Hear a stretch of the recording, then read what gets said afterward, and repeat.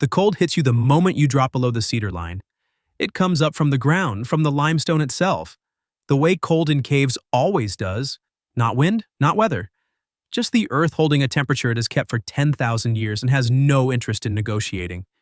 You check your watch, 6:14 a.m. The sky above the escarpment is the color of a bruise going yellow at the edges. You pull your pack from the truck bed and run your gear check by headlamp the way your father taught you, left to right, top to bottom, no exceptions. 30-meter rope. Rack. Survey kit. Compass, clinometer, waterproof notebook, 2 pencils, 2 liters of water, 1 protein bar. You pick up the emergency bivy sack, silver folded to the size of a paperback, and feel its weight. 200 grams. You set it on the passenger seat. You're planning a 6-hour push. You won't need it. You leave a note on the dash of the Tacoma, Carlotta side entrance, back by 3 p.m. The handwriting is neat. You always write neatly when you want something to look official. The entrance to the throat is behind a cedar break 6 minutes from the parking area, unmarked, known to maybe 4 people in the county. Your father was one of them. He stopped taking you when the trips became arguments about whether you were ready. That was 3 years ago. You've been coming alone ever since, turning back each time at the 400-meter mark, where the passage drops into a decision you hadn't yet committed to making. Today, you're making it. You've studied the geology, traced the fracture lines on survey maps of the surrounding systems, and built a theory about where the throat terminates. You want to be right. More than that, you want to be the one who proves it. Your headlamp clicks on and takes 4 seconds to respond. Then it holds steady and white. You tell yourself it's fine. You tell yourself this the way you tell yourself a lot of things before you go underground. Quickly, without looking directly at it, you go in. The first 400 meters are memory. The entry crawl, tight enough to scrape both shoulders, opens into a breakdown room the size of a school gymnasium. Ceiling lost in darkness, floor a chaos of fallen limestone blocks, the rust orange of old iron. You move through it by feel as much as sight, stepping the route you've stepped a dozen times. The first rift traverse, the squeeze at 280 meters that requires you to exhale completely and move on the breath out. You know this cave. The cave does not know you back, but you have made the mistake of reading that as safety. At the 400-meter mark, you stop. Your headlamp beam falls on the low crawl you've never taken. The floor beyond it is wet clay, gray-brown, and the air coming through is cold and carries something, not a smell exactly, more like the absence of one, the total neutrality of air that has never touched the outside world. You check your watch. 7:18 a.m., 75 minutes underground. You're on pace. The crawl opens after 3 meters into something you didn't model. A walking passage, 2 meters high, running southwest as straight as a hallway. The limestone here is bone white with faint gray banding, and the floor is clean flowstone, smooth under your boots. You have to stop yourself from moving fast. This is survey work. You set your first station marker, take your compass bearing, pace the distance, sketch the cross-section. The passage runs southwest for nearly 300 meters without a significant deviation, an anomaly in fractured limestone. You are grinning. You are aware that you are grinning. There is a trickle of water running along the left wall. You notice it, crouch to touch it. Warmer than ambient, noticeably so, maybe a degree or 2 above the passage temperature. You write it in your notebook. Warm water seep, left wall, approximately 620 meters. You do not follow the implication forward. You should. Warm water cycling in a limestone passage means a sump somewhere below that pressurizes with changing barometric conditions. It means the water level is not fixed. You know this fact. You do not apply it. You are 300 meters into unmapped passage and your theory is proving out, and the part of your brain doing the geology is not talking to the part doing the risk assessment. The passage narrows again at 700 meters. Another low crawl, shorter this time, and then it opens into a chamber that stops you where you stand. Your headlamp beam doesn't reach the ceiling. You tilt your head back and sweep the light and still can't find it. The room is at least 12 meters wide, the far wall studded with formations, cave pearls, clusters of calcite globes the size of marbles, hundreds of them, bone white and perfect, undisturbed for longer than you can make meaningful. No human being has ever stood in this room. The floor near the far wall is unmarked, no footprints in the silt, no scratches on the flowstone. You stand very still and breathe and feel the particular quality of being somewhere that has never been witnessed. You think about your father's shelf, framed survey maps published by the Texas Speleological Survey, his name in the lower right corner of each one.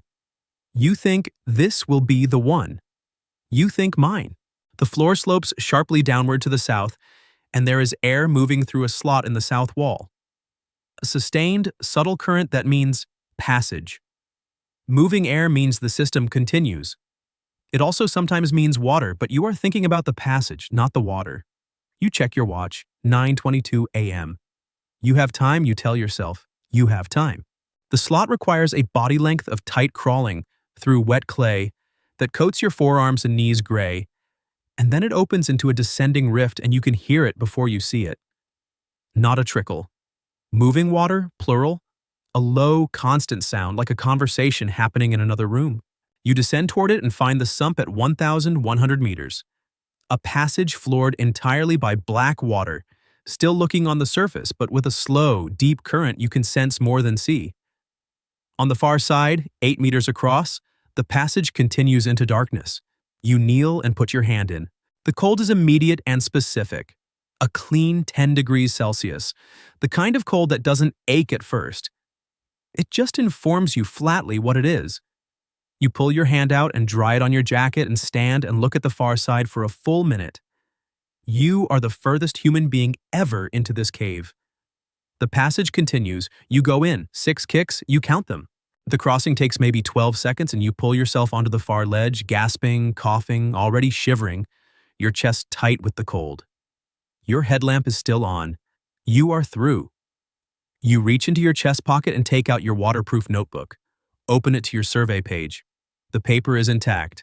Every pencil mark has smeared to gray shadow. The water forced into the pocket during the crossing has destroyed 3 hours of survey data. You look at the page for a long moment.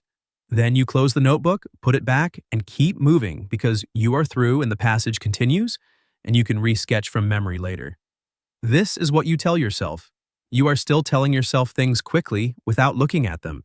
The passage beyond the sump is the most extraordinary thing you've ever seen underground. The ceiling here is low and flat and covered in cave pearls so dense they look like cobblestones, each one a perfect calcite sphere, the size of a fingernail to the size of a fist. The floor is dry silt, undisturbed. The passage runs 40 meters and terminates in a small, domed chamber. And that's it. That's the end of the system. You have found the terminal chamber, you stand in it and sweep your light in a slow circle and understand that you are the first, and that the first time is now, and that it is enough. It doesn't feel the way you imagined it. You try to re-sketch your survey from memory. The early bearings come back cleanly. After the gallery, the details blur. The exact compass readings, the distance between stations. Your hands are shaking, not from awe. The cold is already inside you, doing its methodical work. You've been in wet clothing in 12-degree air for 20 minutes. You know the signs of hypothermia the way you know most things, from reading, not from experience. You check your watch. 10:25 a.m. You have been underground over 4 hours. You need to go. The sump looks the same. It isn't the same. While you were in the terminal chamber, the warm water cycling through the system has raised the level by roughly 15 centimeters. The ceiling clearance on the return crossing is lower. You discover this mid-crossing, tilting your head back to keep your mouth clear of the black water, kicking hard, and then you are out on the near side, lying on the clay floor, coughing, wet through completely now. The cold locking around your core like something with intent. The shivering is good. You know that. Shivering means thermoregulation is still functioning, means your body is still fighting. You stand up. You start moving. Movement generates heat. 1,100 meters. You know this cave. You can do this. By 700 meters, the shivering has stopped. You know what that means, and you do not say it directly even inside your own head. You are walking slower. Your feet are responding late, like commands sent over a bad connection. The slot crawl that you performed automatically on the way in requires deliberate planning now. You have to think through the body position, talk yourself through the sequence. Exhale, turn left shoulder down. Extend right arm. Push. Your headlamp dies at what you estimate is 650 meters completely. Not a flicker this time. Gone. The darkness in a cave is not like any other darkness. It has pressure. It presses against your open eyes as a physical fact, not an absence. You find the backup torch clipped to your chest strap. Your fingers are clumsy, but it's there. You click it on. Narrow beam, weak, butter yellow light. Meant for emergencies. This is an emergency. You reach into your chest pocket and take out the notebook one more time, still hoping. The pencil marks have dried, but they are ghost gray, illegible. You put it back. The breakdown room is 180 meters from the surface. You know this. You enter it and you know where you are and you know how close you are and your legs stop. Not a decision. An interruption of signal. You sit down against the wall because the instruction to remain standing is no longer transmitting correctly, and you tell yourself it is for 1 minute, just 1 minute. You will stand back up in 1 minute. The torch beam points at the ceiling. The limestone up there is the same rust orange it has always been. You can see it clearly. You think about the terminal chamber.